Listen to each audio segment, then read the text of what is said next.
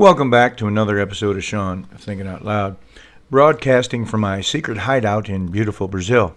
I'm your host, Shawn Armstrong, and today we're diving into some juicy topics that have been buzzing around the internet. Grab your coffee, kick back, and let's have some fun. All right, folks, so I've been doing a little digging into some articles written by psychologists and psychiatrists that delve into the mental health outcomes of different political ideologies. Spoiler alert. It turns out the left might not be doing as hot as they think they are. Now, don't get me wrong, I'm not saying all leftists are Looney Tunes, but the data does paint an interesting picture.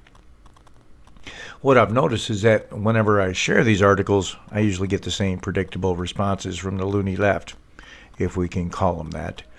You know, the ones, they throw out insults and dismiss the research without engaging with it. It's like watching a bad sitcom unfold. Let me share an example. There's this one individual. I've been documenting their poor education and poor mental health. I refer to her as our resident loony leftist. And boy, does she have some colorful comments. She once wrote, "The left, I've never seen so much written dysentery in my entire life."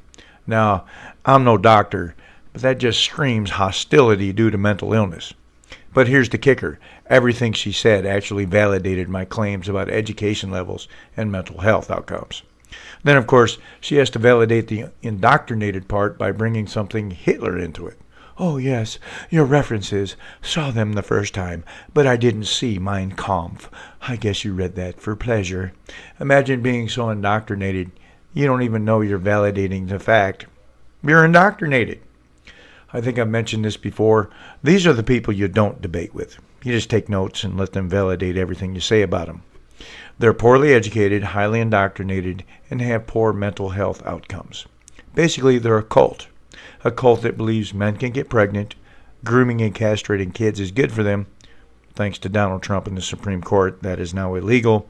And after 125 years of famine, murder, and destruction, 2025 is the magic year for socialism and communism. Then she goes on to say, how much time have you spent proving that you and all maggots are cray-cray? Oh, sweetie, if only you knew how much joy I get from your validation. And let's not forget my favorite part, when I bring up Seroquel being the most prescribed antipsychotic for leftists. It's amazing how they never deny taking it. It's like a badge of honor or something. But seriously, it got me thinking, what is it about these discussions that leads to such a divide? Is it really indoctrination, or is it just that some people can't handle the truth? Here's the truth. Based on the Department of Education statistics, 1 in 4 high school graduates cannot read above a 6th grade level.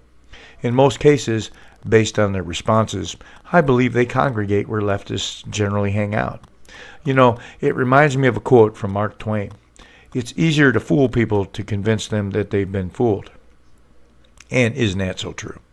It's almost like we're living on our own reality TV show where the script is written by social media. Fun fact, did you know that over 60% of Americans think their political views are more moderate than those of their peers? That means we're all walking around thinking we're more reasonable than each other. Maybe we just need to take a step back and just laugh at these loony leftists. Stop taking them seriously. Use them as I do, for comedy relief. So here's what we've learned today.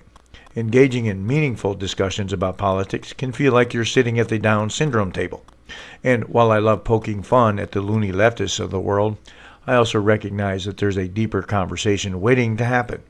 Whether it's education, mental health, or just plain old human nature, there's plenty to unpack.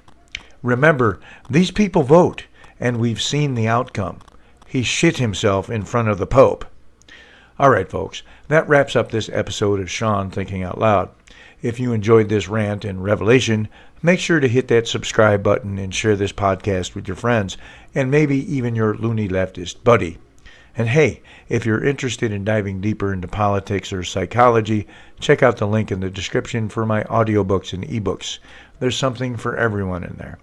Thanks for tuning in, and until next time, keep thinking out loud.